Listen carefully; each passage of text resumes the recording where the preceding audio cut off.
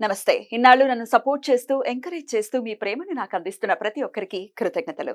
అలాగే ఈ వీడియో కూడా ఖచ్చితంగా మీకు ఉపయోగపడుతుంది. లైక్, షేర్ అండ్ సబ్స్క్రైబ్ చేసి మీ సపోర్ట్‌ని నాకు అందించండి. అలాగే ఈ వీడియో పట్ల మీకున్న అభిప్రాయాన్ని కామెంట్ సెక్షన్‌లో కామెంట్ చేసి తెలియజేయండి. ఇప్పుడు వీడియోని చూద్దాం. నమస్తే. Welcome to our channel. నేను పద్మిని. ప్రస్తుతం మనతో పాటు ప్రముఖ ఆధ్యాత్మికవేత్త, వాస్తు జ్యోతిష పండితులు కేఎస్ఆర్ గారు ఉన్నారు. మాట్లాడదాం. సార్ నమస్తే అండి. శుక్రవారం అమావాస్య వచ్చేస్తోంది, జ్యేష్ఠ అమావాస్య. విచిత్రంగా పౌర్ణమి కూడా శుక్రవారమే వచ్చింది, మళ్ళీ అమావాస్య కూడా శుక్రవారమే వస్తుంది. మంచి మంచి కాంబినేషన్స్ తో వస్తుందని చెప్పుకోవచ్చు. మరి శుక్రవారం అమావాస్య అమ్మవారికి ఎంతో ప్రీతికరమైనటువంటి రోజు. ఖచ్చితంగా శుక్రవారం అనేది అందరికీ తెలిసినటువంటి విషయమే. మరి అమావాస్య వస్తే అమావాస్య కూడా భయపడుతూ ఉంటారు. చీకటి ఉన్నంత మాత్రాన భయపడాల్సిన అవసరం లేదు. సాధనకి అత్యంత అంటే శక్తివంతమైనటువంటి సమయం అని ఖచ్చితంగా చెప్పుకోవచ్చు. మరి ఈ అమావాస్యని అందున జ్యేష్ఠ అమావాస్య, ఇక నెక్స్ట్ డేతో ఆషాఢ మాసం ప్రారంభం కాబోతోంది. వారాహి నవరాత్రులు కూడా ప్రారంభం కాబోతున్నాయి. మరి ఈ అమావాస్యని ఎలా వినియోగించుకోమంటారండి? తప్పకుండా. అంటే ఇక్కడ చాలా సందర్భాల్లో ముఖ్యంగా చెప్పాలంటే కనుక ఇప్పుడు మనకి జ్యేష్ఠ అమావాస్యని కాదు, ఏ నెలలో అయినా సరే శుక్రవారం నాడు అమావాస్యతో వస్తే కనుక అది చాలా లక్ష్మీ పూజకి చాలా శ్రేష్టమైన రోజు.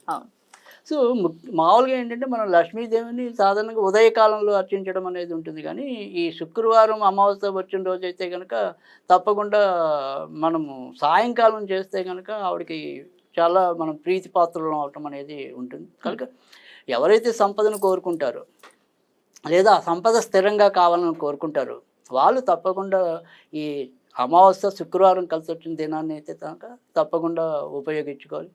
అలా ఏదైనా సరే ఈ శుక్రవారం అమావాస్య వచ్చిన ప్రతిరోజు కూడా ప్రతిరోజు కాదు ప్రతిసారి కూడా మా ఇంట్లో తప్పకుండా లక్ష్మీదేవి పూజ జరగడం అనేది తప్పనిసరిగా చేస్తాం.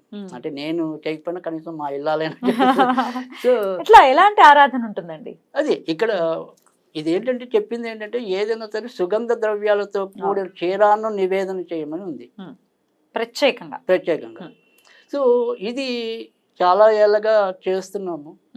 సో ముఖ్యంగా దీన్ని ఏంటంటే నాకు ఒక మహాపండితుడు ముందు చెప్పాడు, ఇలా శుక్రవారం నాడు కనుక మనము ఈ అమావాస్య చాలా ప్రీతికరం. ఎందుకంటే అమావాస్యకి ఎవరు అధిష్టాన దేవత అంటే జ్యేష్ఠదేవి మామూలుగా అయితే. సో ఎప్పుడైనా సరే చీకటికి జ్యేష్ఠదేవి, వెన్నెలకి లక్ష్మీదేవి. ఇక్కడ మనకి ఏంటంటే అప్పుడప్పుడు ఈ జ్యేష్ఠాదేవిని ప్రసన్నం చేసుకోవాలంటే కూడా లక్ష్మీదేవి, అంటే జ్యేష్ఠాదేవి రోజు మనం కూర్చుని చేస్తే కనుక అక్కడ లక్ష్మీదేవి అమ్మ పోలే మా సోదరుని కూడా గౌరవించారు అనే భావన ఖచ్చితంగా కలుగుతుంది కదా. అందుకని ఆ రకంగా కూడా అంటే అక్క చెల్లెలిద్దరిని కూడా మనం సంతృప్తి పరిచిన వాళ్ళం అవుతాం.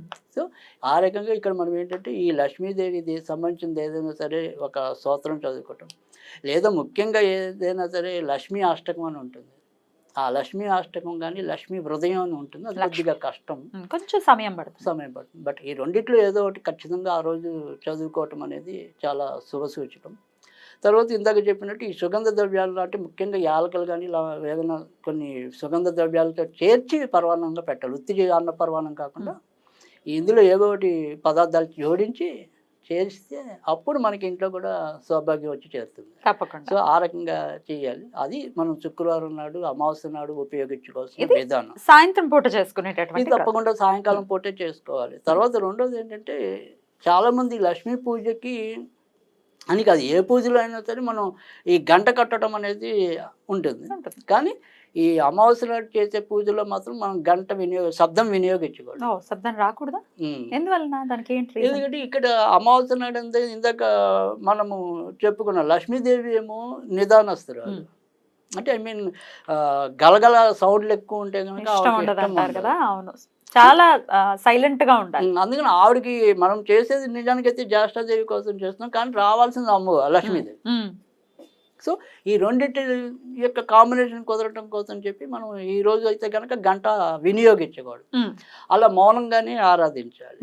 అది ఆ రకంగా చేయాలి. ఇంకా మనం ఎప్పుడు లాగానే ఏదైనా సరే మనకి ఏమంటారు స్విచ్ వర్డ్స్, అలా స్విచ్ వర్డ్స్ ఇవ్వాలి అనుకుంటే పూజ చేసుకోలేని వాళ్ళు ఇంకో ప్రత్యామ్నాయం ఉండాలి కదా. రైట్, అలాంటి వాళ్ళ కోసం అయితే ఇంకా లోటస్. సో లోటస్ అనేది శక్తివంచం లేకుండా చదువుకోవటమే. సో తప్పకుండా అప్పుడు వాళ్ళకి ఏమంటాం, లోటస్ అంటేనే కమలం, ఆ కమలం బుద్ధి కమలం వికసిస్తుంది, ఆర్థిక కమలం కూడా వికసిస్తుంది. తప్పకుండా. రైట్. అయితే ఇది స్విచ్ వర్డ్స్ చదివేటప్పుడు రకరకాల సందేహాలు వస్తాయి. ఆడవాళ్ళు ఒకవేళ ఋతుక్రమంలో ఉంటే చదవచ్చా అనే ప్రశ్న ఉదయిస్తే దానికి మీ సమాధానం? ఈ ఆడవాళ్ళు ఋతుక్రమంలో ఉన్నప్పటికీ కూడా లోటస్ అనేది చదువుకోవటంలో అయితే కనుక ఎలాంటి ఆక్షేపణ లేదు. సో మన యొక్క పూజలకి ఏదైనా సరే ఏమన్నా ఈ సంకల్పం, సో సంకల్పంతో కూడినవి చేసుకోవాలంటేనే మనకి బయట ఆట సమయంలో పనికిరాదు. తర్వాత రెండోది ఏంటంటే మన యొక్క ఏవైనా సరే అవన్నీ కూడా శబ్దమైనప్పటికీ కూడా అది ఎంతో కొంత దానికి అంతర్లీనంగా ఒక మంత్రం అనేది ఉంటుంది. సో ఈ స్విచ్ వర్డ్ అనేది ఎప్పుడు కూడా దానికి పురచ్చరణ అనేది ఏమి ఉండదు. సో అది వరడే అంతే. సో కానీ ఆ వరడుతోనే మనం కొన్నిటిని ప్రభావితం చేస్తున్నాం అంతే. సో అందుకని ఇక్కడ దానికి బహిష్ట ఇంకోట అనేది ఏమీ ఉండదు. సో దాని వరకు మటుకు మినహాయింపు ఉంటుంది. కానీ మన యొక్క హిందూ ఆరాధనలో మాత్రం తీసుకురా. వేరే మన హిందూ ఆరాధన అయితే ఖచ్చితంగా చేయకూడదు. రైట్. అయితే లోకహితం కోసం ఆది శంకరులు అందించినటువంటి కనకధారకి మించినటువంటి స్తోత్రం ఇంకోటి ఉండదు అని అంటే అతిశయోక్తి లేదేమో అని అనిపిస్తుంది. కనకధార యొక్క ఆ స్తోత్రం చదువుకోవటం, ప్రత్యేకించి చదవటం రాని వాళ్ళు వినటం లాంటిది చేయొచ్చు అంటారా? తప్పకుండా. ఏంగా చెప్పాలంటే ఇది కనకధార కాదు, మన జీవితాలకి పంచదార. సో ఎందుకంటే అక్కడ శబ్దం అనేది ఎంత మధురంగా ఉంటుందో దాని ప్రతిఫలం కూడా అంతే మధురంగా ఉంటుంది, త్వరతగతిన కూడా ఉంటుంది. సో అందుకని నిరభ్యంతరంగా అంటే ఇక్కడ మనకి అందరికీ తేలిగ్గా ఉండేవి ఏదైనా సరే లక్ష్మీ అష్టకం అనుకోండి, తర్వాత కొద్దిగా కష్టమైన హృదయం అన్నాం. కానీ ఏదైనా కూడా అంతే శక్తివంతమైనది కనకధారాస్తవం కూడా. సో అలాగే వారి యొక్క ఏదైనా సరే మనం మంత్రం తీసుకున్నా కూడా ఓం ఐం హ్రీం శ్రీం కమలే కమలాయే, ఓం మహాలక్ష్మి శ్రీం శ్రీం ప్రసీద అని చెప్పి పెద్ద మంత్రం ఉంటుంది. సో ఇలా ఏదైనా సరే వారికి తోచిన విధానంలో తప్పకుండా లక్ష్మీదేవి యొక్క పూజ మెయిన్ అనుకోండి. మీరు ఏం చదువుతారు అనేది మీ ఇష్టం, మీ స్వేచ్ఛ. సో ఈ శుక్రవారం అమావాస్య అనేది మాత్రం నిరుపయోగం అవ్వకూడదు. ఎలా సాయం సంధ్య అయిన తర్వాత మొదలు పెట్టమంటారా, ఎప్పుడు మొదలు పెట్టమంటారు? అంటే ఎప్పుడైనా సరే మనకి సూర్యాస్తమం తర్వాతే చేయాలి. కానీ ఇది వర్షాకాలం కాబట్టి నిజంగా ఏంటంటే చంద్రుడు వస్తే కనుక చంద్రుడు ఒక రోజు వస్తాడు, అసలు అమావాస్య కనపడడుగా, మోస్ట్లీ కనపడు. అది అందులో ఇప్పుడు ఉన్న పరిస్థితులు అయితే అసలు కనపడు. కాకపోతే మనం ఏంటంటే ఈ పంచాంగాలు చూసినప్పుడు ఏంటంటే చంద్రోదయ కాలం అనేది ఉంటుంది, తర్వాత చంద్రాస్తమయ కాలం, సూర్యోదయం ఎలా ఉంటుందో అలా కూడా ఉంటుంది. సో ఆ రకమైన పంచాంగ పరిజ్ఞానం ఉన్న వాళ్ళైతే కనుక ఈ చంద్రోదయ కాలంలో కనుక చేసినప్పుడు ఇంకా విశేషమైన ఫలితాలు రావడానికి కూడా అవకాశం ఉంటుంది. కానీ ప్రతి ఒక్కరికి సులభంగా అర్థమయ్యే విధానంలో అయితే సూర్యాస్తమం తర్వాత.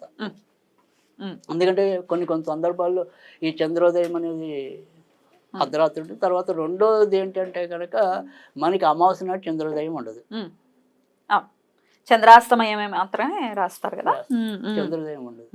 సో అందుకని మనకి ఇప్పుడు మనం పరిగణలో తీసుకోవాల్సింది మాత్రం కేవలం సూర్యాస్తమయం అయ్యాక అంతే. సుమారుగా 7 తర్వాత, 7ంటికి ఇంచుమించుగా ఇప్పుడు అవుతుంది కాబట్టి 7 తర్వాత చేసుకోవచ్చు.